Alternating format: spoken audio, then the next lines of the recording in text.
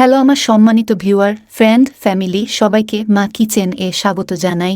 আপনাদের কাছ থেকে একটা subscribe, like, comment and share আশা তো করতেই পারি। আপনাদের অনুপ্রেরণা আমাদের পথ চলা।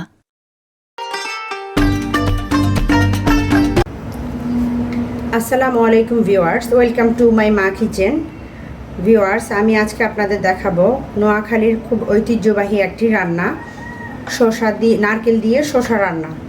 এই রান্নাটা কিন্তু খুবই মজার হয়। যারা রান্না করেননি তারা অবশ্যই ট্রাই করবেন। চলুন তাহলে দেখে নিই কীভাবে এই রান্নাটা করব। আমি একটা প্যানে তেল দিয়ে দিয়েছি।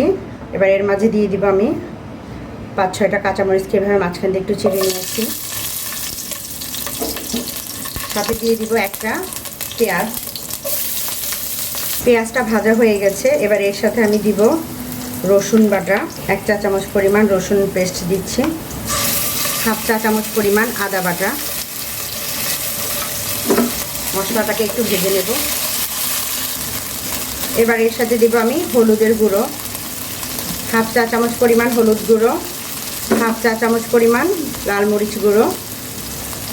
হলুদ মরিচের গুঁড়োটা এই সবজিতে কম দেওয়া হয়, এতে করে কালারটা সুন্দর হবে। যদি খুব বেশি হলুদ মরিচের গুঁড়ো দেওয়া হয় কালারটা খুব লালচে হবে, দেখতে ভালো লাগবে না। এবার এই মশলাটাকে কষিয়ে নেব, কিছুটা পানি অ্যাড করব।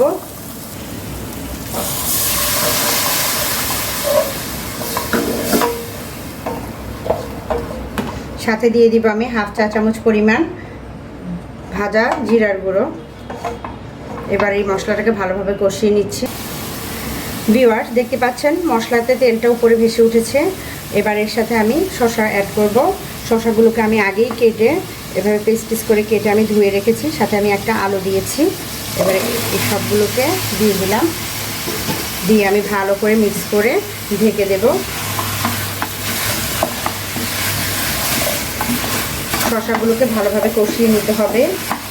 এবার মিডিয়াম হিটে আমি এটা ঢেকে রাখবো।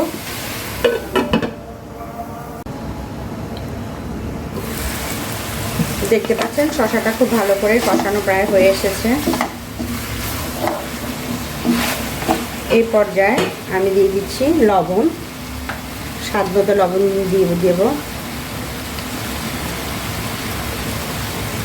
এবার যেই নারকেলটা, এখানে আমি এক কাপ পরিমাণ নারকেলকে আমি পেস্ট করে নিয়েছি ব্লেন্ডারে, এটা দিয়ে দিচ্ছি সাথে।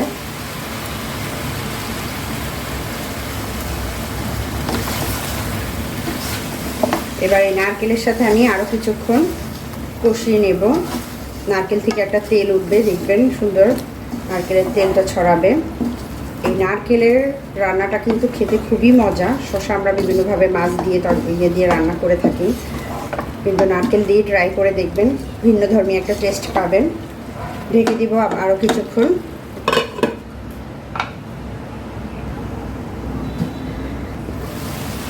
ভিউয়ার্স, দেখতে পাচ্ছেন শসাটা সুন্দরভাবে কষানো হয়ে গেছে। এবার এই পর্যায়ে দিয়ে দিব আমি কিছু টমেটো।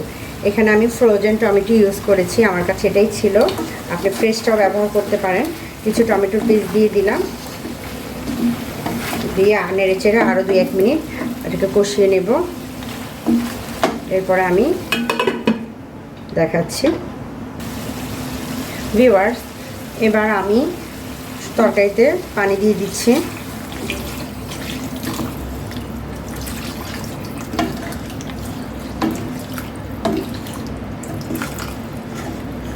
শসাটা সিদ্ধ হওয়ার জন্য যতটুকু পানি প্রয়োজন এখানে আমি পানিটা দিয়ে দিচ্ছি আর ঢেকে দিব।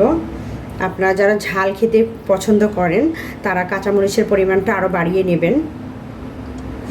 এবার ঢেকে দিব কিছুটা সিদ্ধ হওয়া পর্যন্ত। ভিউয়ার্স, দেখতে পাচ্ছেন তরকারিটা প্রায় অনেকটাই হাফ সিদ্ধ হয়ে গেছে। এবার এই পর্যায়ে আমি দিব আগে থেকে ভেজে রাখা মাছ। এখানে আমি একটু লবণ, হলুদ, মরিচের গুঁড়ো সামান্য পরিমাণ দিয়ে মাছগুলো একটু ভেজে রেখেছিলাম। আপনি চাইলে এটা চিংড়ি মাছ দিয়ে, ইলিশ মাছ দিয়ে, যে কোনো মাছ দিয়ে রান্না করতে পারেন। আমি এখানে রুই মাছ ব্যবহার করেছি। এবার এই মাছগুলো দিয়ে দিলাম। মাছটা আগে দিতে যাবেন না, তাহলে মাছটা কিন্তু বেশি সেদ্ধ হয়ে ভেঙে যাবে, কাটা ছিঁড়ে যাবে। তাই মাছটা নামানোর কিছুক্ষণ আগে দিবেন, এতে করে মাছটা আস্ত থাকবে, ভাঙবে না। এবার আমি সাথে দিয়ে দিচ্ছি আরও কিছু কাঁচামরিচ। আমার কাছে মনে হলো আরেকটু ঝাল হলে ভালো হয়, যেহেতু নারকেলের একটা মিষ্টি ভাব আছে, সেক্ষেত্রে এই জন্য আমি কাঁচামরিচটা আরও কিছু বাড়িয়ে দিলাম। এবার অপেক্ষা করব পুরোপুরি রান্নাটা হয়ে যাওয়া পর্যন্ত। আমার তরকারিটা প্রায় হয়ে গেছে। এইরকম ঝোল ঝোল অবস্থায় এটাকে নামাতে হবে, খুব বেশি শুকানো যাবে না ঝোলটা, এতে করে যে নারকেলের টেস্টটা পাওয়া যাবে না। আপনি একটু ঝোল ঝোল রাখলে নারকেলটা কিন্তু একটু পরে জমে যাবে। চুলাটা আমি অফ করে দিচ্ছি, দেখতেই পাচ্ছেন এরকম মাখা মাখা ঝোলঝোল হবে। আর শসাগুলো পুরোপুরি সেদ্ধ হয়ে গেছে। এই সবজিটা বেশি ভালো লাগে হচ্ছে ইলিশ মাছ দিয়ে রান্না করলে, তারপর অন্য মাছ দিয়েও ভালো লাগে, চিংড়ি মাছ, রুই মাছ। আপনারা বাসায় ট্রাই করবেন, আশা করি সবার ভালো লাগবে। আর এই অবস্থা আপনি ধনে পাতাও দিতে পারেন, আমি এইভাবেই রাখছি। কেউ বাগার দিতে চায় বাগার দিতেও পারেন, পেঁয়াজ রসুন দিয়ে হালকা একটু বাগারও দিতে পারেন, সবভাবেই ট্রাই করতে পারেন। আশা করি রেসিপিটি সবার ভালো লেগেছে। ভালো লাগলে আমার চ্যানেলটি সাবস্ক্রাইব করবেন। সবাই ভালো থাকবেন, সুস্থ থাকবেন, আর বাসায় অবশ্যই মজার মজার রেসিপি তৈরি করে খাবেন। আল্লাহ হাফেজ, দেখা হবে পরের রেসিপির সাথে।